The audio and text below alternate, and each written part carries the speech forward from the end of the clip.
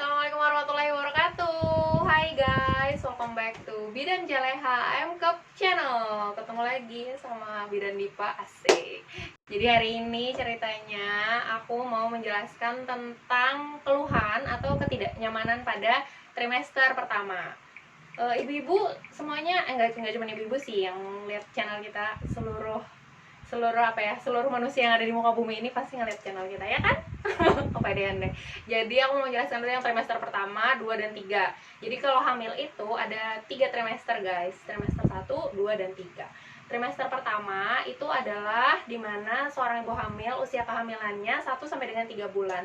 Itu disebutnya fase adaptasi, dimana seorang ibu hamil dia menyesuaikan dengan keadaannya. Itu banyak perubahan-perubahan yang dialami sama ibu hamil. Nanti perubahannya dapat berupa hormon dan semua organ-organ reproduksinya juga nanti berubah. Nanti aku jelaskan itu ya guys. Nah, kemudian trimester pertama itu, trimester kedua itu dari usia kehamilan 4 sampai dengan 6 bulan. Itu disebutnya fase kesehatan. Jadi seorang ibu hamil itu sudah mulai beradaptasi, karena di trimester pertama sudah adaptasi, di trimester kedua sudah tinggal sudah menyesuaikan dengan keadaannya, sudah istilahnya sudah terima dengan keadaannya yang hamil gitu. Terus yang trimester ketiga yaitu dari usia kehamilan 7 sampai dengan 9 bulan. Itu namanya fase menunggu gitu. Fase tinggal nungguin kapan ya gue lahiran gitu guys. Nah, hari ini aku mau menjelaskan yang keluhan atau ketidaknyamanan di trimester pertama dulu guys. Oke. Jadi ibu hamil itu banyak yang dirasakan pada minggu-minggu awal kehamilan.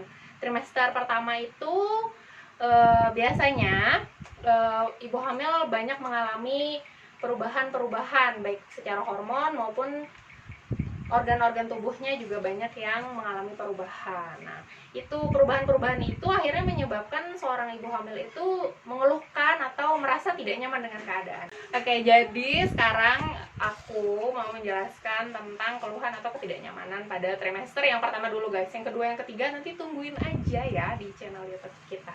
Oke. Jadi keluhan yang pertama guys, itu namanya adalah mual dan muntah di pagi hari atau disebutnya biasanya morning sickness. Kenapa sih yang menyebabkan itu? Kan di awal aku bilang nih, kalau orang hamil itu pasti mengalami yang namanya peningkatan hormon. Salah satunya nama hormonnya adalah beta human chorionic gonadotropin dan juga hormon estrogen guys. Nah, kenapa ibu hamil bisa mengalami yang namanya mual dan muntah? Itu disebabkan karena peningkatan hormon yang 2 tadi itu. Jadi gimana sih cara mengatasi mual dan muntah di pagi hari guys? Yang pasti yang pertama adalah makan sedikit tapi sering. Makan sedikit tapi sering. Jadi biasanya kalau orang-orang normal yang tidak hamil itu makan 3 kali sehari gitu kan, pagi siang malam. Tapi kalau ibu hamil nggak usah ikutin yang kayak gitu, dia sering-sering aja makan, tapi nggak apa-apa sedikit-sedikit gitu. Itu bisa mengurangi yang namanya mual dan muntah. Kalau udah makan, misalkan udah berapa suap gitu, udah merasa pengen muntah, maksudnya nggak usah dimakan aja dulu, ditahan dulu aja. Nanti kalau udah mualnya hilang, makan lagi. Porsi kecil tapi sering, itu yang pertama.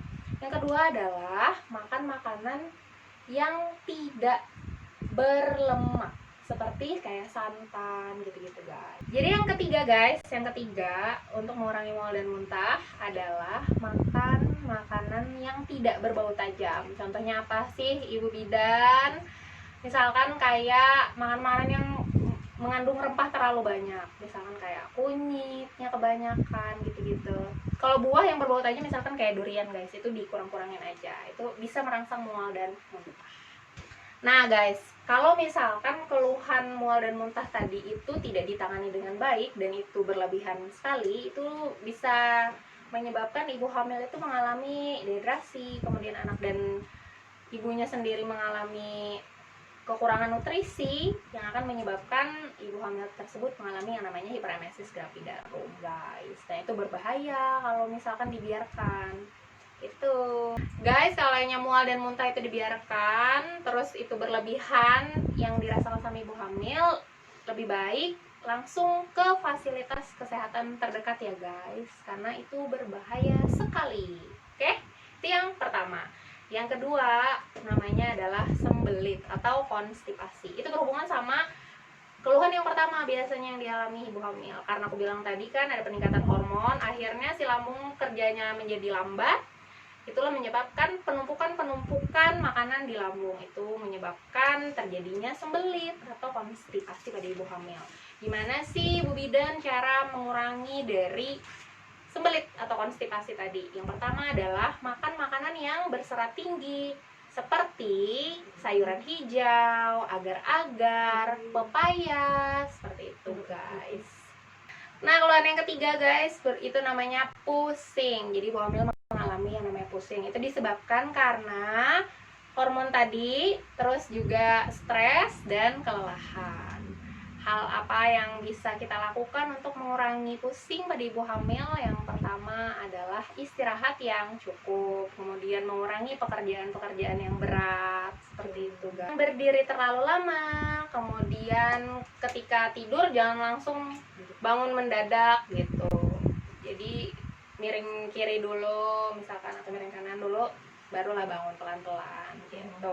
Terus jangan memakai baju yang ketat, yang agak longgar gitu guys. Keluhan yang keempat adalah payudara terasa nyeri dan bengkak. Itu disebabkan karena perubahan hormon. Kemudian payudara lagi mempersiapkan saluran ASI untuk si buah hati.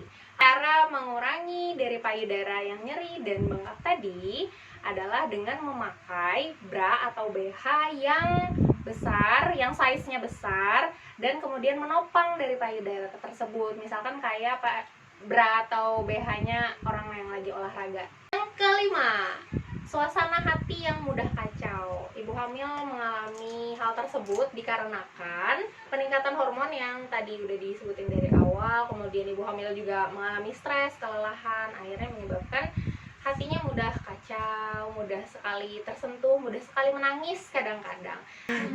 Cara mengurangi suasana hati yang kacau adalah dengan mendapatkan dukungan dari pasangan dan keluarga dari ibu hamil tersebut guys. Yang selanjutnya adalah flek atau perdarahan yang sedikit. Itu biasanya disebabkan karena implantasi. Implantasi tahu nggak guys? Implantasi itu adalah perlekatan hasil atau cikal bakal dari pertemuan sel sperma dan sel telur. Terjadi pada hari ke-6 sampai 12 pada saat setelah berhubungan. Nah, itu guys.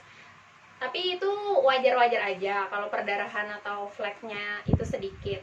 Kalau misalnya banyak dan itu berlangsungnya sering, harus hati-hati guys, karena itu bisa terjadi yang namanya keguguran atau abortus.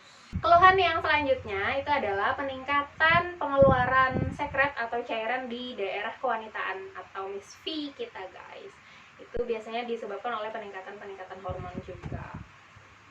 Apa sih yang harus kita lakukan untuk mengurangi keputihan pada ibu hamil? Yang pasti personal hygiene yang baik atau kebersihan diri yang baik, termasuk daerah kewanitaan. Menggunakan celana dalam yang tidak ketat, kemudian sering-sering mengganti ketika pada saat lembab, seperti itu guys. Bila ternyata cairan tadi yang keluar berubah warna menjadi hijau, kemudian kuning, bahkan kecoklatan, itu bahkan berbau, kalian harus bawa ke fasilitas kesehatan guys, karena itu berbahaya. Keluhan yang terakhir adalah sering buang air kecil. Kenapa ibu hamil mudah sekali buang air kecil? Karena uterus atau rahim itu semakin hari semakin membesar guys. Itulah yang akan menekan kandung kemih yang ada di depan. Di saat yang seperti ini, ketika ingin kencing, kencing aja ya, jangan ditahan-tahan. Karena kalau ditahan-tahan, kemungkinan akan menyebabkan terjadinya infeksi saluran kemih atau ISK. Nikmatilah segala prosesnya, karena dengan begitu secara tidak langsung keluhan atau kesakitan yang kamu rasakan dengan sendirinya akan berkurang, bahkan mungkin bisa menjadi hilang. Sampai di sini ya guys, tunggu video-video kita berikutnya. Dan gak bosan-bosan buat ingetin, jangan lupa komen, like, and subscribe. Bye-bye.